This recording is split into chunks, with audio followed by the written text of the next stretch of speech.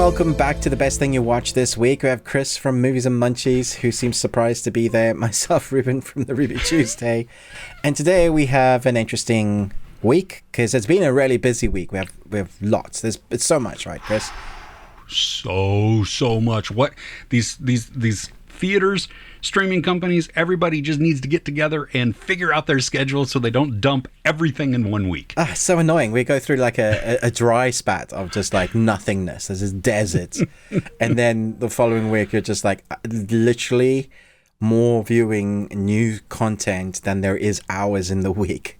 And when it gets like that, for me, I don't know about you, I just get overwhelmed and I don't want to do any of it. I'm just like, no.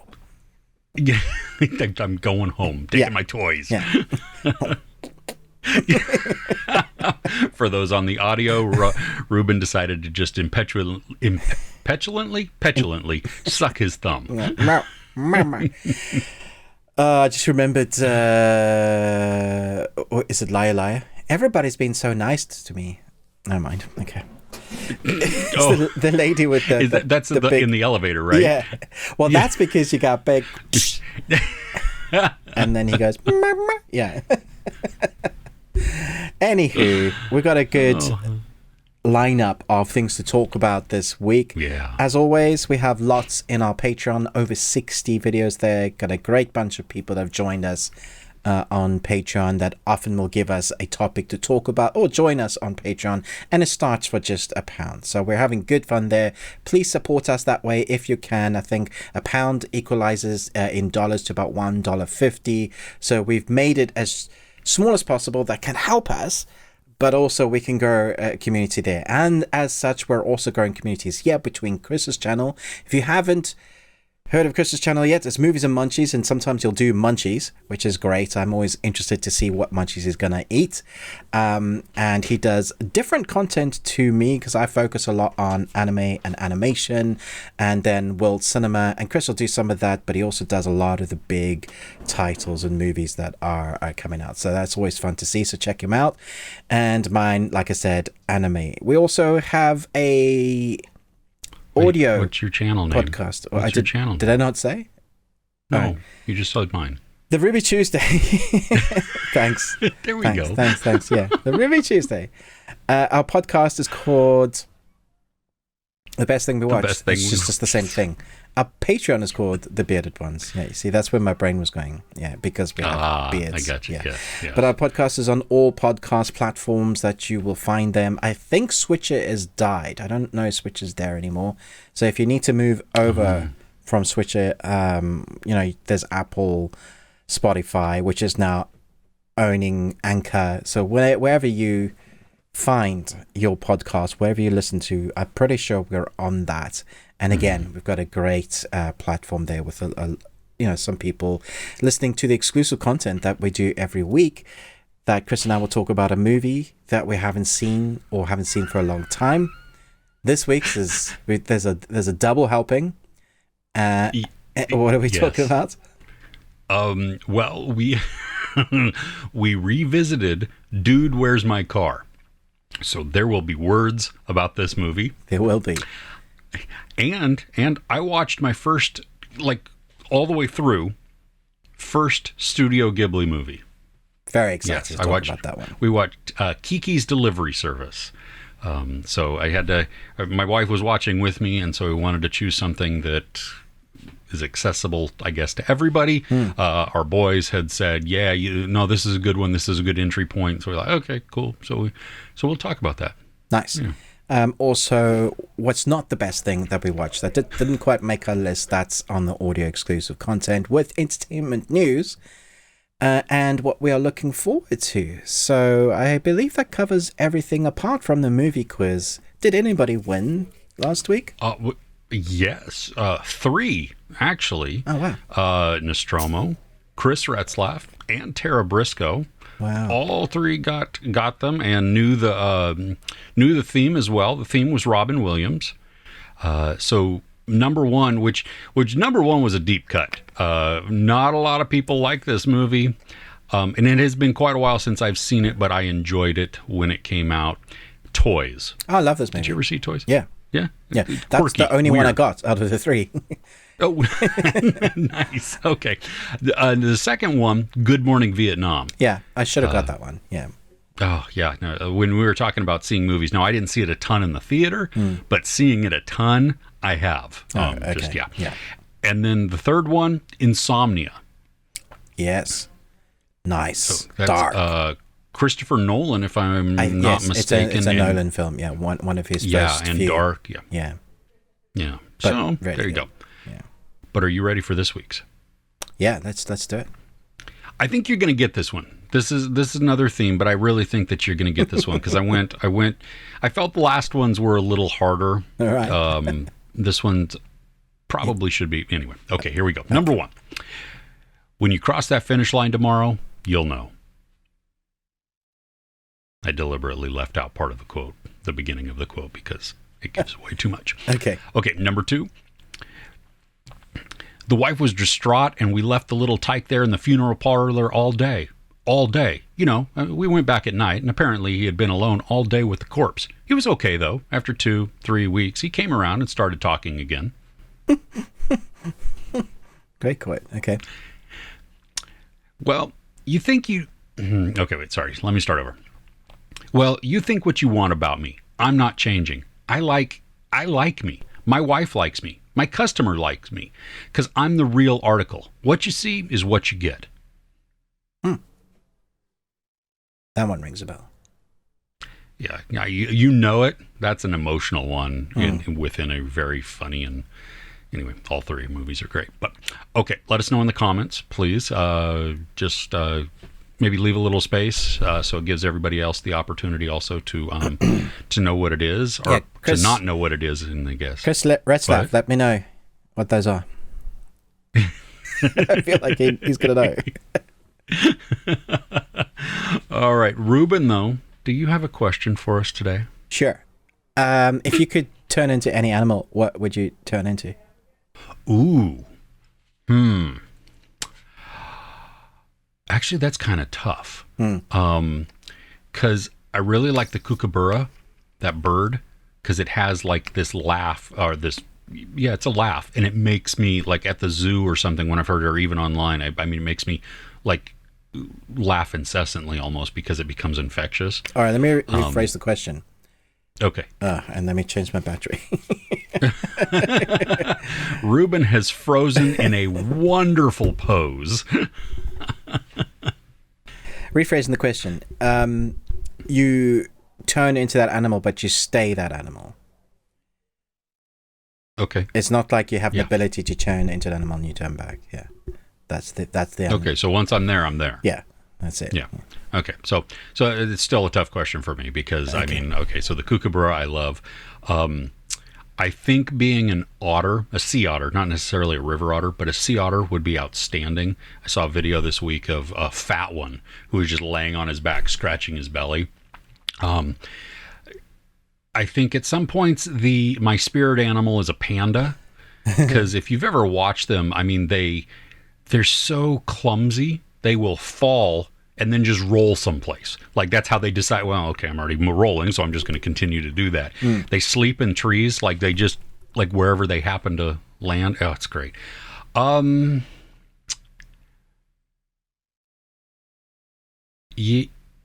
going to go panda because they're fat and furry and they just kind of eat all day. Okay, so How about you? You will live for 20 years. Max. That's how long pandas live. I'll go for a bowhead whale because I can live 200 years. Okay, well, see, that's cheating because you have the scorecard. What the heck? You know, being an orca, though, right now sounds like a lot of fun because they are all getting together and having an orca party, and they're going after the rich and and even the they're getting feisty. They're like, can you give our seas back, please? Yeah. So when people start talking about how stupid animals are, I don't buy it. I mean, that or an octopus, because people say like the octopuses are so intelligent, and you see it. You've seen the videos, you've seen the documentaries. Highly intelligent, and they they could be aliens, because literally this week we had on the news confirmed by the Senate person who was like, aliens are real. And I was like, did he just say what I thought he said? Is that taken out of context? Right. Well, you know, we've been talking about this at home because, like, why don't they just give us the evidence, right? And so we've been talking about, well, maybe it's because they're afraid that people are going to, like, lose their ever-loving minds. And my thing is, like, first off, they're not going to believe it. They're going to... We live in such a time where nothing is believed, you know, regardless of empirical evidence or not. But then most of the people already suspect that anyway, or figure that the government's lying. So they're not going to be shocked. They're going to be more shocked if there actually was never any proof of aliens. Yeah, it finds weird that we're the only thing. We're the only species. That seems stupid to me, logically. Dude, I watched a documentary this week, which I didn't end up reviewing, and it was called Cosmic Time Machine. And it bothered me because most of it was about building the James Webb telescope versus what we actually get to see. Yeah, because so the last 15 minutes of this is the imagery, and that's what I wanted to see, right? Because that's more interesting, and they're talking about it and everything else. They showed this picture that was like this big. I mean, they then blew it up, but it was one. They compared it to it's 1 grain of sand if you were looking up. Okay, and there were thousands and thousands of galaxies within this. Jeez. It was the craziest looking thing. So it gives you a perspective of how big is. Yeah, like your mind can't comprehend it. So when you give it a size of a grain, and that inside that is just your brain is like, and why? What? That's just for us to look at the sky. We only see the tiniest part of it, so it can't just be for us. Yeah, I can't. Yeah, it's just so Aziraphale. Or Crowley. Yes. Painting the sky. Cranking it. I love Crowley. Okay. Oh my gosh. I wanted to ask something else, but I've totally forgotten because we went off on a tangent there. We welcome to the show where we sometimes do go off on big tangents. We hope we don't lose you at that point. We let us know, because Ruben asked the question, let us know what animal you would like, and Ruben will get back to you and let you know how long that means you're going to live. I don't understand what you're looking at and everything else, but whatever. Okay, that's... I like the idea. I have so much space in the ocean. I'm one of the biggest, so there's barely going to be anybody that's going to eat me. And I live 200 years, so I get to see a lot of stuff. Yeah.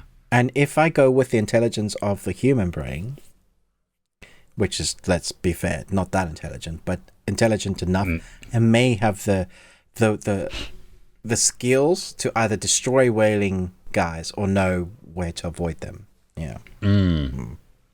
Would you be able to understand whale, though, if you had your human I understand brain? Whale now. I was hoping that. You speak whale? I didn't know you speak whale. Oh, thank you. Yeah, okay. Oh, thank you for all those thumbnail options there. I appreciate that. You're welcome. Oh, goodness. Okay, should we dive in? Yeah, let's. Oh. As we've scared probably everybody off now, and there's like one person. To our one viewer, thank you for sticking around. Thanks for sticking around, guys. Okay. What's number one on your list? I think we're going to have some overlap here, so I think we're going to... For sure. Yeah. Number one on my list is Deserter Pursuit 2, Season 2. I am just amazed at how little people are talking about the second scene, how little the trailers have been watched. Like, it's 500,000 views compared to millions of views, and just the general audience speak, the zeitgeist of everybody talking about the first one, how it was like culturally impacted. It's nowhere near as big as the other Netflix series. Squid Game. But this, lots of people were talking about afterwards. It had a real impact because the story had real impact. It was really real and brutal. And so when I was watching this, I was like, yeah, I've heard nothing about this. Now, for me, some people would equate the second season to be not as good as the first. For me, it felt like a massive just continuation of the first. They've even numbered them. So they've gone 6, and then this is 7, 8, 9, 10, 11, 12. So I was like, yeah, so it just felt like it was two halves of the same story. And the story itself I would say, suggests that it's just a continuation of the repercussions of what happened in those first 6 episodes. Our characters, our DPs are broken. Our one character doesn't even speak anymore. Well, at least at the beginning, he doesn't speak anymore. He's speaking through an iPad with like written text, which is funny. When he had the not to get into spoilers, there was a scene between Han and Junho that made me laugh because they infused that little bit of humor here and there within it, and it. Sorry, go ahead now. No, and there was in my review I was talking about the weird tonal shifts that I really appreciated. The one episode, I think it was 8 or 9, was like horror. They go into this bunker and the whole tone shifts and it's just creepy. I was like, this is production value. Like I know nasty stuff happened here because the whole atmosphere changed. There is stuff that I think a lot of Americans would understand more emotionally because one of the stories is about somebody shooting a lot of people, and that carries on for a number of episodes. The thing that stuck with me again is, as much as I love our protagonists, I hate what they're doing. So our two main protagonists, Han, and their job is to go get these deserters. But the reason why these deserters has left is because their life was a living hell. And one of the main things that keeps coming out in these South Korean series is, why is there so much brutality? And it's not just abuse. It's not just bullying. It's abuse and torture. And that is a theme that is in so much South Korean stuff that it has to be true at some level. I remember when we did, what was that series we did recently where the girl got burnt? The Glory? Yeah, Glory, yeah. Yeah. And a lot of the comments were like, yeah, this is just accurate. This happens. And we're like, yeah, that I believe it, because a lot of what entertainment is a reflection of what's happening in society. It's often what goes on. It's how we almost cope with it. It's our way of measuring life is sucky sometimes, but sitting back from the screen gives us a almost therapeutic measure of, okay, we need to do something about it. Maybe this will bring some sort of change if there's more people speaking about it, that kind of thing. But man, sucked in, amazing acting, amazing filming, brutal, somewhat good conclusion, somewhat satisfied. Somewhat. Yeah. I mean, I'm conflicted with their job because the people escaping are escaping something because it's not just. I mean, you have some of those who just didn't want to be there, but then there's also those legitimate reasons of being bullied, harassed, and everything. It's not like I'm just leaving because these guys have left because they've been beaten, broken, people abused every day, and their talk is, I either leave or kill myself, and that's the extreme. Yeah. Well, I like because it comes out at one point in this one where they're in the rain and there's the large standoff where it's reiterated again that the DP's job is to bring them back unharmed. Yeah. To in one piece that's to not. Because the boss even goes, "What are you going to do?" He said, "Yeah, I'm going to go get him unharmed." Right, and that's important there because it's not like your regular. They're not heaping more abuse on these people. Yeah, exactly. They always start with, "I'm here to help you." That's nice, but at that point, most of them are so broken and scared and fearful. They're like, "I don't believe you." Yeah. This season for me, this season was even better than the first season. And that's not to say that the first season is like less than good by any means. No, I mean, it's awesome. Yeah. and really the more that I had thought about over the last 2 years or something, the first season, like I have appreciated it way more than I first did. Yeah.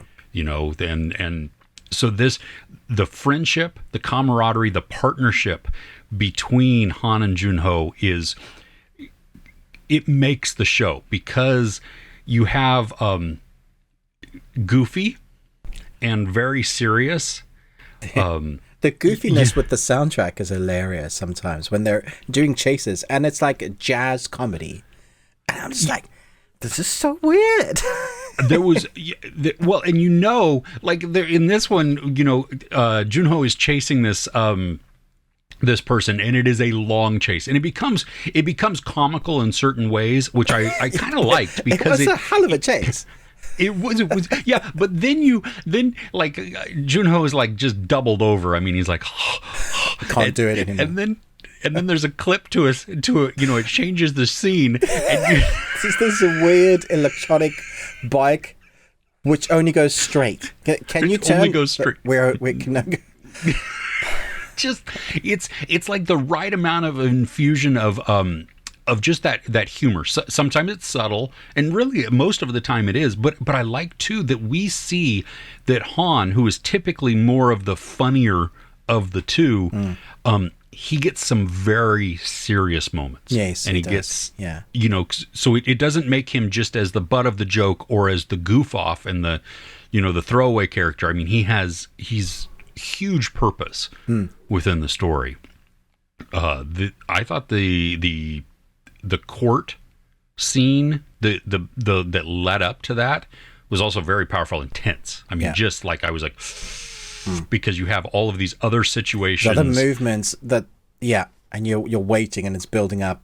Very clever to make a court scene, because a court scene can easily, all those drama court scenes that TV shows are sometimes just boring. You're just like, oh. But, because they're standard, right? Yeah. I mean, we're. But the way they made this so full of tension, and there's a couple of action scenes that leading up to that were incredible. There's one on the train that I just thought, holy crap, man, it's brutal. Well, and it gives you like the dude. I don't really even know what he is. I mean, he's the ninja. Like this, I called him a ninja. The old dude. The old dude. The yeah. old dude. Oh my gosh. He's kicking skills. What is he? Yeah. Oh yeah. No. Well, but he. How was I going to go with that? I mean, he sends like everybody after him. You know what I mean? I mean, tactically smart, bastard. Oh but yeah, smart. Absolutely. I hated the guy though. Yeah. I just like, oh my gosh. But there's, I mean, the whole train scene is insane. But he gives. That's what I was going. Sorry, my brain finally caught up. He is telling all of his people. Like some of it, I think, is voiceover, as it's a montage of people getting ready and everything else. But he talks about Junho's skills, and like we've seen some of it before, but not to this level. And we've been waiting for it. Kind of, it's been building, because we've seen him chuck guys around, one or two, but he's never really got into it. But this, yeah, you're right. We see, and I love the way they show it. It doesn't feel like choreographed fighting. It just feels like I'm fighting to end this conflict as quick as possible. And so it's like a weird mixture of Krav Maga and their special forces training, which is obviously the DPs are very well trained. The thing I hated about it is everybody's well trained. it's like, there's no one that's easy to beat. No, well, and he comes up against one person towards the end. Oh my Lord, which was even funnier. And there's an action that he does, and I appreciated it because we always see this in the movies where somebody does an action, and while it's supposed to hurt the other person, there is no way in the world that it also doesn't affect you. Yeah. And so, yeah. I'm surprised, though. I wish this was getting more prominence, more marketing, more publicity. And I don't know if it's going to continue. I got the sense that it could just be done. That could be done, but like in my review I said, there's definitely possibility, because the whole thing is about changing the military from the top up. And in order to do that, they're going to have to continue making changes. And that's what they said in it initially. Essentially. So they could do more stories that way. And I imagine there's lots of other, like, theoretically, you could keep going because there's lots of deserters and how that affects everybody else and bringing to light the darkness, just continuing to pushing those stories out. And you realize how hard it is to do, because when it's so powerful and ingrained in the mechanics of the whole of the society, and nobody wants that to be shown, because once you start doing, there's a trickle down, isn't there? And then everybody gets affected, and then you're talking money, and when money's involved. Yep. Well, and Junho has 364 days left. I was just sad for him. It's like, really? That was such a short amount of time we went through then for those 12 episodes. That means he's got to go through so much more. Yeah, we've watched him go through 1 year, and so now he's got one more year. And as we found out, there's darker places. That DMZ place, man. Dude, you're right. The horror aspect of that, because when they're driving in and the truck passes them, and all of the guys are just like painted. War paint on their face. Yeah, I mean, it had a little bit of the Apocalypse Now feel to some of those, because they're deep in the jungle. Yeah, they're right up against the literally enemy. The fence border between north and south, right? Yeah. But also that storyline, but that was really emotional, and I didn't see it coming. It was nice. It was something different. And I thought, yeah, that's real, because it wouldn't just always just be that person, and you think that person is that person, but actually perhaps they're different. And I just thought, yeah, very, very well done. Amazing way to keep us in the main arc, but still have little stories that they've got to complete along the way, which I think makes it that much more interesting to watch. Yeah, agreed. So put this one on your list. It's definitely put this one on yours. Okay, so was that on your list? That was on my list. Yes. The next one I want to talk about, which I'm pretty sure is on your list too, is this was a massive surprise. I mean, total surprise. I thought this was going to be poo. Yeah. It should be, because it should be the idea of it. On Peacock, Twisted Metal, and a series. Thank you for giving me the context, because we don't have that yet. So. Just you have Anthony Mackie, Stephanie Beatrice, Thomas Hayden Church, even Nev Campbell, based on a video game. And the wrestler. And Joe Ramos? Samoa Joe, I think, but voiced by Will Arnett. Yeah. And just that is so irreverent and hilarious there too. Based on a video game, post-apocalyptic, people live in walled-off cities. I mean, it's kind of like it's rote, what we expect from any post-apocalyptic city. And to get supplies back and forth, there are delivery men, milkmen. And they just drive. That's what they do. And it's dangerous. And Anthony Mackie is one of those. And he's promised something if he can get a package back. And the crap that he goes through is insane. It's way more funny than I thought it was going to be. Mm-hmm. It has silliness to it, and then it is very, very violent. Wonderfully violent. Yes. Oh, it's so good.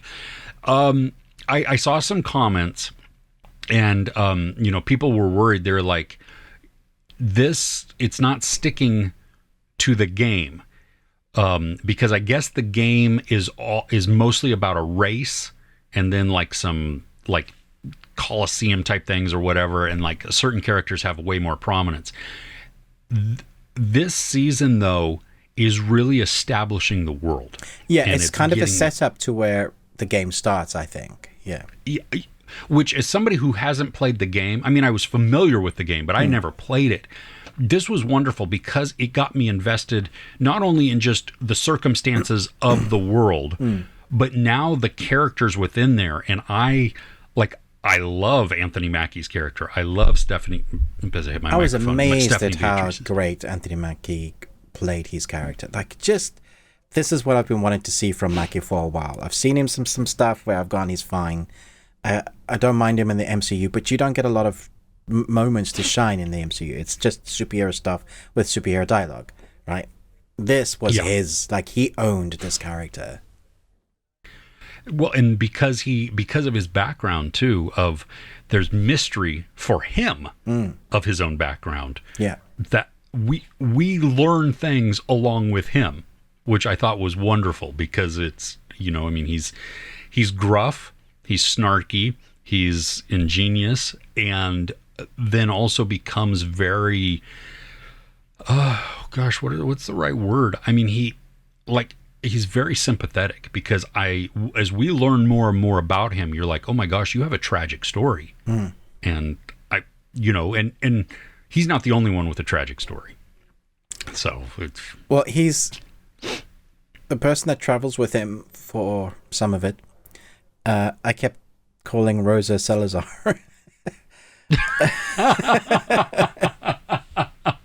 No. And 99. Yes. Yeah, I mean, she was great in it. And I think that when they have that sort of partnership in there, this is a big part of them building up. I think that, there's partners throughout this series that makes it work. So we have Will Arnett and the wrestler, who also gets him a couple of companions. And there's a moving city with trucks. There's a couple of companions there, and I really like those establishing characters that feel like, I imagine some of them will be carried on into season 2. But I think that's what it works when you humanize it. Even though it's silly and stupid and people should be dead all the time, you have a sort of cannibal story, a Mad Max-esque story, but then you make it so it's not taking itself too seriously that's through the dialogue and the explosions and the action, but then you humanize it through those characters, and I think that's what works. That I was so surprised. Oh, and the length, I think that really helped it. The half an hour short episodes, there's no padding, you just bang bang bang, watching the next, and it's gone. It was hard not to binge this thing. Yeah. I mean, you would have to actively, for me, it was like I'd have to actively I've got to turn this off. No, I'm not going to, because I watched having it so in much 2 fun days. with it. Yeah, I watched 5 and 5. Yeah. Yeah, I think I did, because I think I finally had to go to a movie screening or something, and so then I watched the rest of it afterwards. But I like that we've established the world, and now we've also set up a proper villain. You don't like this person. They're created to just be, you suck, because at first you're like, oh, okay. And then you're like, I don't really like you too much. And then later you're, oh, no, you are the devil. You're a horrible, horrible person. But a lot of people commented that they wanted to know how much Neve Campbell was in it, was a character like. And I just had to say that she isn't in it much, but it felt like they were setting her character up for much more in the second season. Agreed. So, don't be upset. It was like, well, because a lot of people love Neve Campbell, know her a lot from other films, The Craft, Scream. But yeah, I think they're going to set her up for much more. Yeah, I do think that she is going to have a much more prominent role moving forward. And you're right. There's a few of them where you're like, I wonder where you're going to come in at, and how, what story impact you're going to have. So, it was fun. Yeah, it was really fun. It's a very huge surprise. I needed this. This is I needed fun. I needed to be different and just know what it is. And I was just like, I think 3rd episode in, I was just like, yeah, all right. I am in. Well, it just, right from the very get-go, as the scene opens up in the mall with Anthony Mackie being chased, and he's like, "Ooh, they have a Foot Locker," and it just, you kind of know, okay, that's what this kind of is going to be. It's sort of tongue in cheek Yeah. Yeah. Yeah, it's great. I loved the clown, and I normally hate clowns, but I loved the clown. I thought his character was brilliant. There was always so much tension surrounding his interactions. Yes. Because he's nuts. I mean, he's don't actually nuts. yeah. It's not like, you're no, just like, crazy. Is he? Like, No. Oh. Yeah, no, beyond sketchy dude. And so I loved, though, that when he's talking to you, is he going to chop your head off, or is he going to high five you? Yeah, or is he going to give me a hug, or do a play for me? There's so many moments with him. I mean, he stole the show, you know, because it was just like, okay. And there's a scene towards the end of the season where he asks Stu, one of his people next to him, to do something to him. And the horror that Stu has on his face is priceless, because we're all like, are you okay? You are. I mean, you're beyond nuts. We knew you were nuts. There's a moment that you needed to have for the fans. That's the moment. Yeah, that's the moment, right? Yeah. I thought the imagery looked familiar from what I remember seeing of the game. Are they actually gonna do? No, they are. So good. Yeah. It was weird to be rooting for him, though, because I know it is wrong, but like I wanted him. There's a lot of badness out there, and this contained badness is taking on the badness of the world. Like, yeah, it was weird. It's like, I don't know how I feel about this, and especially at one point you see him hurt an animal, and I was just like, no. And I think that at that point there was a nice separation of, I'm rooting for him, but he is totally nuts, like from the get-go. Yes. Yeah, I did not like that scene. I was thankful that they didn't show really anything, but it was still sound effects, and it was yeah, you know what's going on, so it was like, but all right. Yeah, nice. So what's next on your list? Yeah, this one is a surprise. I've only seen 2 episodes of it, but I was really emotionally engaged with it. Like, it really gripped me.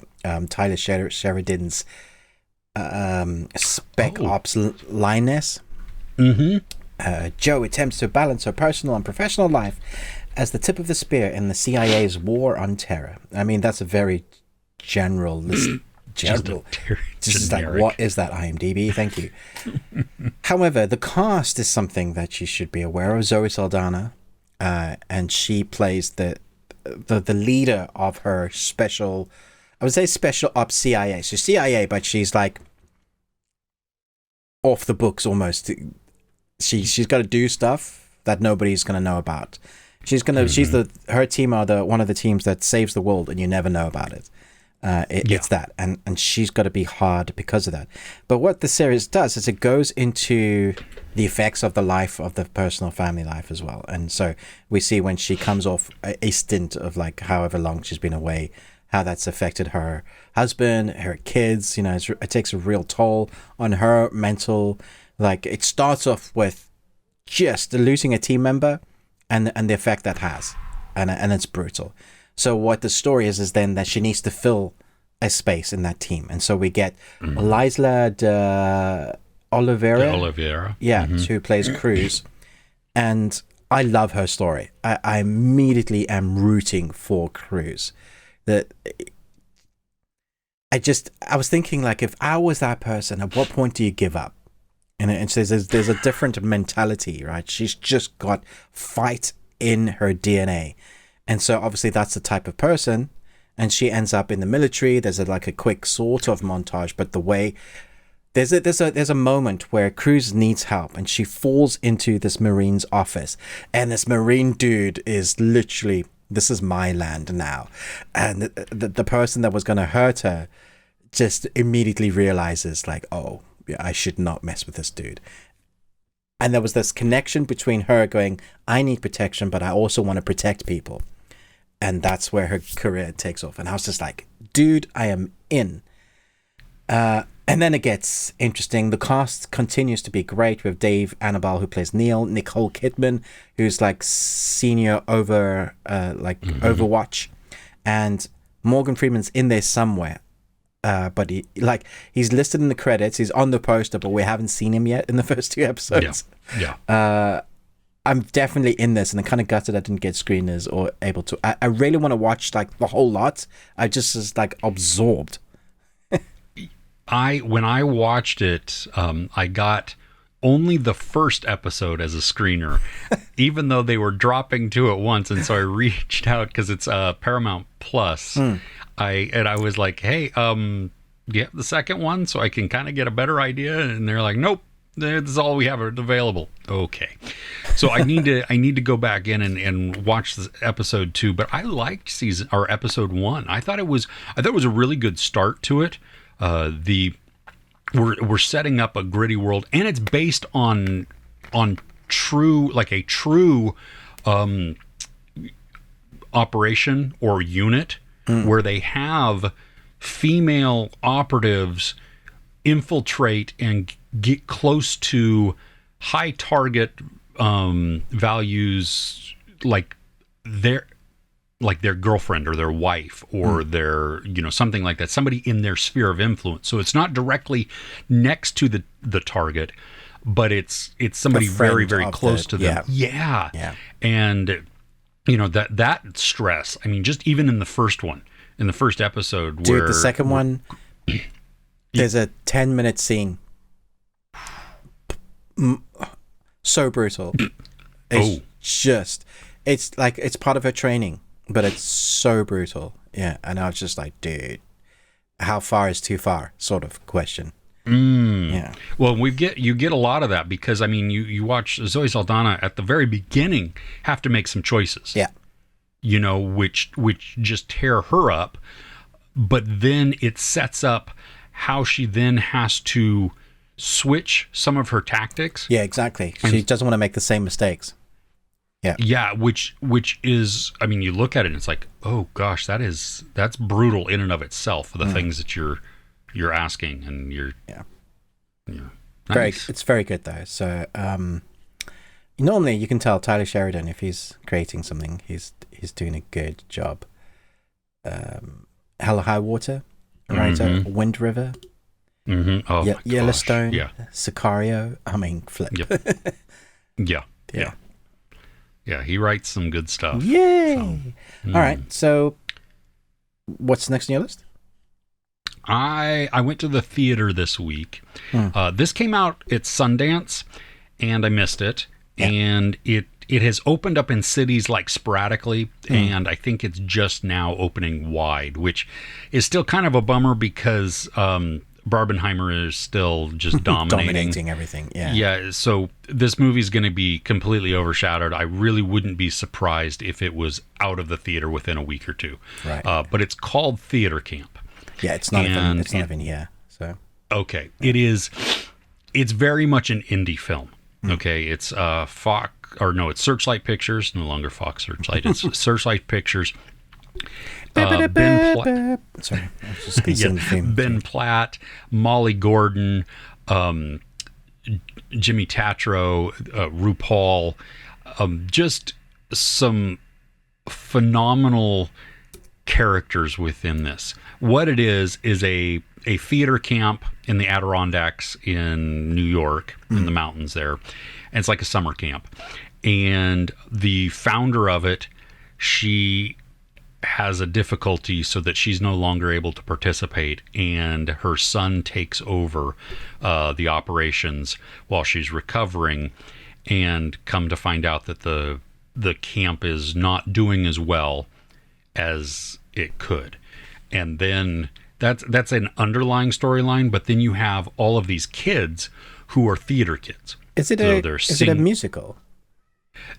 There are musical numbers within it, but it's not a musical. Okay. No, it's a comedy drama. It's weird, and in a really wonderful way. Okay. It looks like it's shot on film. It may have been shot on film. It is so grainy.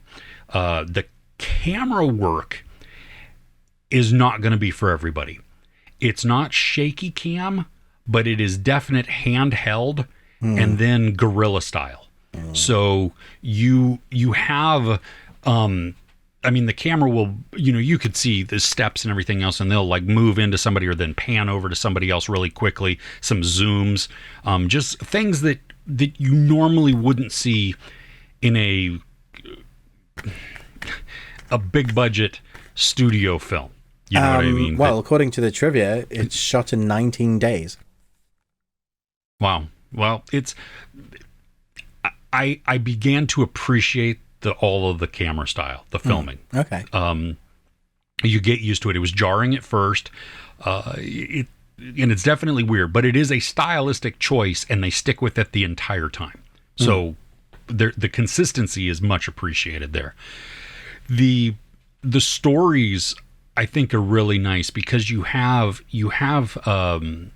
some growth arcs that are happening. Some of it's predictable. It's a short movie, and there is a scene that's extended that makes it feel even longer. They didn't need to have that part in there.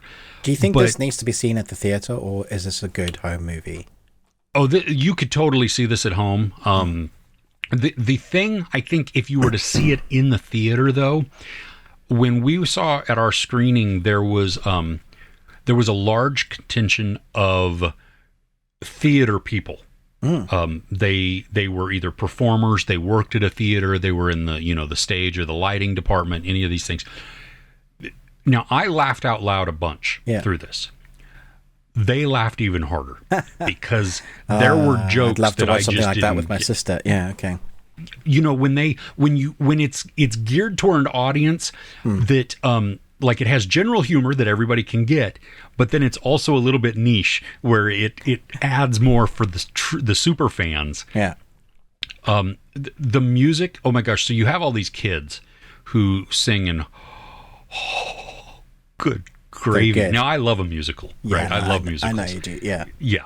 And unashamedly, I do. But there are some kids in here where we watch like this little montage, kind of like Pitch Perfect, where they're auditioning, because the kids here are auditioning for parts in the play. And so they're all singing different songs. So you don't have like this compilation of one song, with all these different voices and styles and everything. They like shock you. I mean, blow you out of the water with their voices. Like, I'm like, holy crap. And then some of them can also dance as well. There's just, it's a great mixture of personalities and feel-good moments, and really so much about belief in yourself, belief in what you can do, and the acceptance, inclusion, all of this. There's a lot of the kids are gay or non-binary, at least. There's one scene towards the end, though, that flips it on its head, which is hilarious because it's not necessarily what you expect. But I thought it was done really well. We love the movie. There's so many character moments that show the heart of the person, and some of them you have liked all the way through, and it's just reinforced now of how much more you like them. Other ones, you're like, dude, I'm rooting for you, but you kind of suck at the moment, and you get to see heart changes and growth through this too. And so it's a lot of fun. It's less than an hour and a half, I think, or maybe it's like 92 minutes, something. It's really short. My guess is that it's probably going to come to digital very quickly, because it's just going to be obliterated, and it's going to be on like one tiny screen, in each theater. So if you do have the opportunity to see it, and you like stories that are fun, you like stories that are about, just uplifting and inspiring and positive, but still can infuse drama and some, life moments within there. I like these little films that come out of nowhere and they're like gems. Yeah. I just checked. This comes out in the UK at the end of August at cinemas, so it will be here for like a week or so. By then, it might be on digital. So yeah, we'll see. Yeah, because I think what a lot of people do now when it comes to digital around the world, they just use VPNs to, either buy digitally on that platform, and then you can still just hit your VPN and you're fine. I don't know. I think it's that grey area, that one. So we'll see. Yeah. Any more? Yes. Okay. Do you have more before you get to your anime special? No. Okay. I'll hit on this one quickly then. It's a Spanish romance story. It's a limited series on Netflix. It's called A Perfect Story. And it was really funny for me because like I was totally into it. I was looking forward to it. I didn't know anything about it, but again, like musicals, I also like rom-coms and just romances if they end how I want them to end. I don't like the realistic endings for these. I watch these for fairy tale. But my wife is typically in the evenings when we'll watch or something, she's also working. And so she's not very invested a lot of the time, especially if it's a non-English subtitled show. Yeah, because she's she's focused on what she's doing. She'll be on the laptop. She can't read at the same time. Exactly. Yeah. About halfway through the first episode, she closed her laptop, and just you have these two characters who are with people that one is with a person that they just shouldn't be with. It's a terrible relationship dynamic. The other one, they're not sure, and there's nothing wrong with the relationship. It's just the feeling's not really there or what it should be. So these two people come together happenstance, and they begin through a couple of awkward scenes, they become kind of friends, and they decide to help each other because they're kind of strangers still. They decide to help each other become better so that they can each get back, either win over or change their outlook on their significant other. Yeah. And the trajectory we want them to get together. They have great chemistry. They are fun together. And that's what we watch. I love, though, that this show makes us wait. I mean, it is patient and teasing. Is it a series? It's a limited series, yeah. Okay. It's what, 6, 8 episodes, maybe 5 episodes, maybe. It's not long. The episodes themselves are also shorter. I mean, they're like 30, 35-ish minutes. But within there, it packs so much. You have quiet moments. You have these times where the camera will focus on like a piece of the body, and because it's giving you so many clues, it has a meaning to it. And I'm not talking about like, oh, there's a naked breast, and so they just focus in on that. That's not what it is. It's it's a body movement or something, and huge meaning and context built in within there. They also do this thing where it becomes kind of like an unreliable narrator for us, even though it's not an unreliable narrator. We get to see sometimes their thoughts on how they are playing this situation out, and then the camera will go, and then you get to see what they actually answer, or how they actually, which is nice, because when we do see interactions going forward, you're like, is this happening? Is this not happening? You know what I mean? And so there's that unpredictability on, oh gosh, you really did say that out loud, or something like that. So it's it was just captivating. I mean, the love story, because they make us wait, that anticipation just builds and builds and builds. And because they're also conflicted, these two people, I mean, they have significant others, right? They're supposedly in part of their mind, they're trying to become better, even though there's also that message within there of, you don't have to become better for them. you're fine how you are. It's not, you know what I mean? This is a superficial type of, you need to become better or whatever. Yeah. So a perfect story. I loved it. Yeah, there you go. Yeah, this wasn't on my radar. I saw it, but this wasn't something like, yeah, I want to watch that. But sounds like it could be fun when you're in the mood for a romantic series. Just make sure you've carved out enough time to binge the entire thing, because it's once you start, I think it's hard to stop. Oh, like Pringles? Yes, exactly. And Ruffles, you can't eat just one. Yeah. Ruffles? Is that Ruffles what Pringles are ridges? in the US? Oh, is that what? No. Pringles are different. Oh, I've never heard of Ruffles. What? We don't get Ruffles. My wife and I were talking. We had Chipotle last night for dinner, and my wife and I were talking about it. It made me laugh how the first meal I get you after we come off the airport is Chipotle, and I ask you, "Hey, you want chips?" And you say yes, and then are very disappointed when you have very disappointed. Not French fries. Yeah. For those of us in the U.S., it was just the America sucks. Take me back. That's so weird. Okay. Anyway, love it. All I remember from that is really needing to go to the bathroom and the code not working for the door and going, why is there a code to the bathroom with the door? Yes, and why doesn't it work? Yeah. Thank you. Yeah. All right. Oh, man. All right. So is it time for your over 9,000? Yeah. Over 9,000!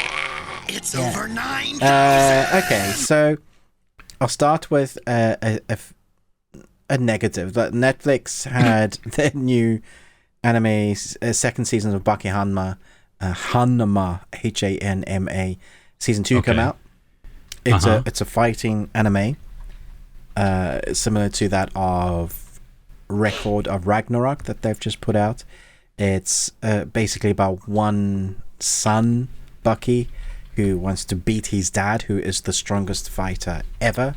And they're always teasing us, saying that one day we'll see that fight, but we never do. This time round, in season 2, we have a Stone Age warrior from like the Stone Age. He's been in ice, and he's mid fighting a T-Rex, and they thaw him, and he is the ultimate evolution of warrior. He's so strong, and he's so strong that every single top fighter around the world is, as soon as they see his image, they're drawn to him. So although it's not a tournament arc, it is sort of, because everybody wants to fight him. And so what we get is interactions of these characters fighting him and just like mostly being decimated. And you know, at this point, these fighters are superheroes. It's evolution meeting various martial arts in different styles. Which is a cool premise. And then Baki is going to be like the fight that he fights him eventually. And we still don't get the dad fight. The issue with this season is that the animation is basic as heck. It's a lot of moving stills. You know, I don't know if you've ever seen this anime. They have a still of a picture and then they'll pan it left or right. Yeah. And then the pictures of the actual people talking will be like, no one's moving in the background. Sometimes they even have blank faces, and there'd just be like slight mouth movement. That's what it is. And then when you get to the actual fighting, there's a lot of streaks, like leg movement. And you hear the sound effect and you see the streak color, but you don't really get to see the fight. You see the aftermath, like a guy's jaw. You'll see the guy's jaw like broken or like blood and gore, but you don't see the movement that led up to that. You just might hear it in audio. So you think maybe, but as you start to become aware and you watch more, it's like, this is not great. Like, I like the story, I like the idea, I like the characters, but why can't I see it?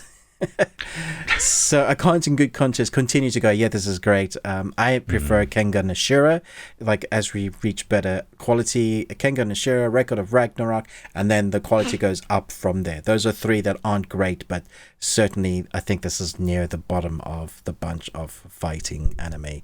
It's unfortunate because the story is really fun. But we have had Jujutsu Kaisen season 2. That's been running now, and it's one of the most popular anime series that's been out for a while. everybody was thinking when season 2, they're just going to pick up where they left off, which was like a big sort of cliffhanger. It was really intense. No, it's sort of a prequel, and I say sort of because we're following. Let me get his name right. We're following Gojo's past. Gojo and Geto escorting a star plasma vessel to Tengen. So this girl, basically, it's her job to go to be the vessel to stop spirits from coming out and destroying the world. And she knows this is her job, so they give her some time on Earth. They give her some time to just enjoy a couple of days, but they also have to protect her because somebody is trying to stop that. So it's a sort of prequel, and then after these first few episodes, it's jumped back into the present. We haven't quite gotten there yet. I think the next episode probably is going to be the present. So it's like 2 time spans. The thing that people love about this series, apart from the really dark storyline, where I was talking about the actual seeing the fights, this is one that you get to see the movement. It's beautifully animated. The characters look stunning, and you get to see them fight. Like the quick movements that you wouldn't be able to see, they show it in a way. If the character's dashing left, right, or forward, and they're doing like a flash step, which is like, super fast. You get to see the movement of that character moving that way, or if they're using some sort of special ability, you see it all. It's all in screen rather than like not animating it. Now, they obviously use their budget in the action, and so some of the other characters won't always be as animated, or will have blank faces, but they use it in a way that makes you feel like this is really high tier quality. I don't think it packs.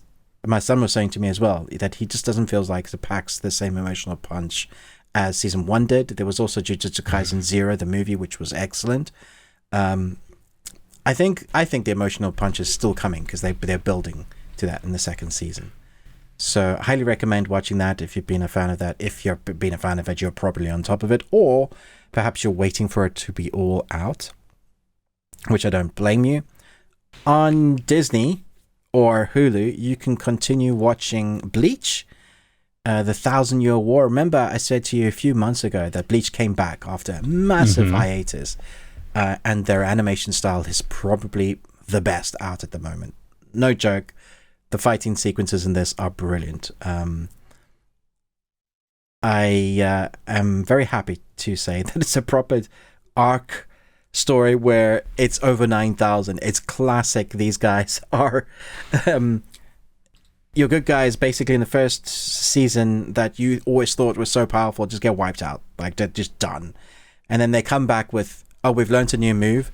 That wasn't even my ultimate move. Wait a minute, that guy is over 9,000. That is, it's literally, this series is made for why this is called over 9,000. And so you think that they're going to be all right now because they've learned a new move. They've gotten their powers back. Nope, the other guys are so much more powerful still. So they're always the underdog, which is a weird place to be for Bleach because normally the guys that you are rooting for in this, the captains of this spiritual side, they're normally the guys that you worry that our main character is going to be fighting, except he's so powerful now, and he's also been just, how do I say, he's I was going to say he's been wiped on the floor. What's the saying? Ichigo, they're wiping the floor with him, so you think he's good, and every now and again he does something like, wow, that was incredible. It looks so beautiful and pretty, but at the same time, while you're watching all the prettiness, your friends are dying because you've watched 16 seasons of them, and you're like, no, not that person. And talking about over 9,000, for those that you didn't know, the Dragon Ball superhero movie is now on Crunchyroll. So if you didn't get a chance to watch it at the cinema, and you were sad because it probably was only there for a couple of weeks, then, well, go to Crunchyroll and watch it. It's there. It's an hour and a half. It's a lot of nostalgia to previous storylines that they've put in the mixture, but they've also continued to where our characters are in their current power levels. So Dragon Ball Superhero is on Crunchyroll. Nice. And that kind of finishes up the anime section. I'm going to start a new section, and then by the end, in a few years' time, we're going to have so many sections. This will be a 10-hour podcast. But this won't be a section for every week. It'll be when I have them. So I think I mentioned to you last week that Frank Miller had started a new comic series. So we can call this Comic Corner. So there is... The sequel to Wanted is finally here after 20 years of waiting. Kick-Ass, Kingsman, The Magic Order, Huck, Nightclub, The Ambassadors, and all of your favorite characters are together for the first time in the crossover event of the summer. Written by Mark Millar and Pepe Larraz. Here is the cover. As you can see. Big Game. Yes. All right.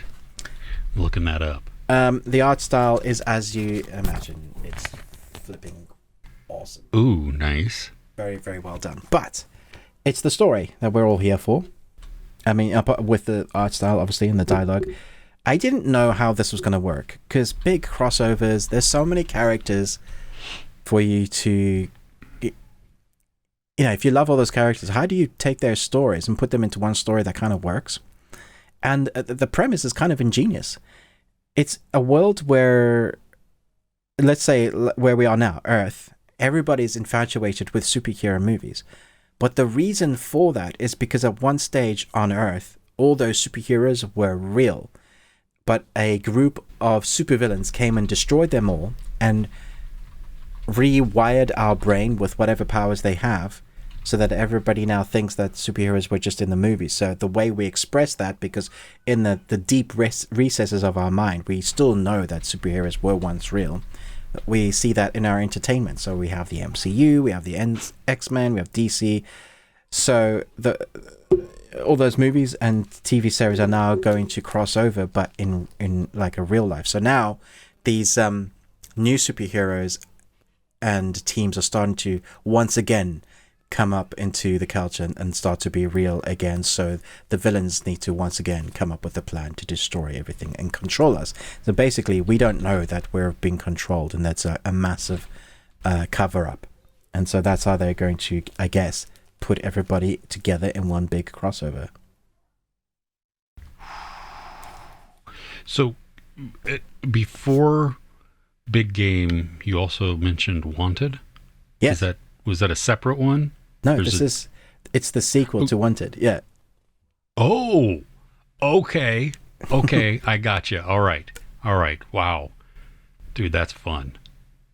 Which, like I was looking that up, and it was showing, they apparently have 5 different variants on the covers. cover. Yeah. Yeah. Which one did you have? I didn't use that one. Okay. You had number 1. Okay. Cool. Yeah. Issue 1 of 5. So it's a 5-story arc, which is nice. It'll be completed. I am a big fan of Mark Millar. Mark is a genius when it comes to these sort of stories. So, yeah. Nice. Yeah. So that is Comic Corner for this week. Okay. All right. Fun. Yeah. Oh, all right. Well, hey, we thank you for joining us. Like, share, subscribe. Ruben with the Ruby Tuesday. Me, Chris, Movies and Munchies. Don't forget about our Patreon opportunity. Patreon.com/thebeardedones. I don't know what Ruben's doing. For those on the audio, he's playing with his chair. But he just disappeared there for a second on video. Oh. Anyway, yes, our Patreon, £1, so like $1.50, maybe even a little less than that, is the entry point there. We have some that are outside of the paywall, in case you want to just get a taste of what some of them could be. Over 60 videos in there right now, from specialized reviews, life stories, contests that we've done, watch-alongs. There's a lot to be had. A drunk review, which I don't know if it's entertaining. It was when we did it, but so you can head over to patreon.com/thebeardedones for that. Also, wherever you happen to be listening to the podcast, we are on so many different platforms, so you can just search the best thing we watched this week. But also, if you head over there, please rate and review us. That helps out the channel just a bunch, or just our show, the podcast itself a bunch. Coming up in our exclusive audio part that you can hear on those podcast platforms, like Ruben had mentioned at the very beginning, we are going to be hitting on the worst or the thing that didn't make our list. We are going to be talking a special helping, 2 movies this week. One was Kiki's Delivery Service, my first time watching any Studio Ghibli movie. And then we also revisited Dude, Where's My Car? So we're going to talk about both of those. And then we'll also hit on some entertainment news, and as well as the things that are coming up within this week. Outside of that, though, hey, we thank you for joining us. We really appreciate it. And with that, we'll see you next week. All right? Take care. Oh, I forgot to say, Chris, did you hear about the guy that had his left side cut up? No. He's all right now.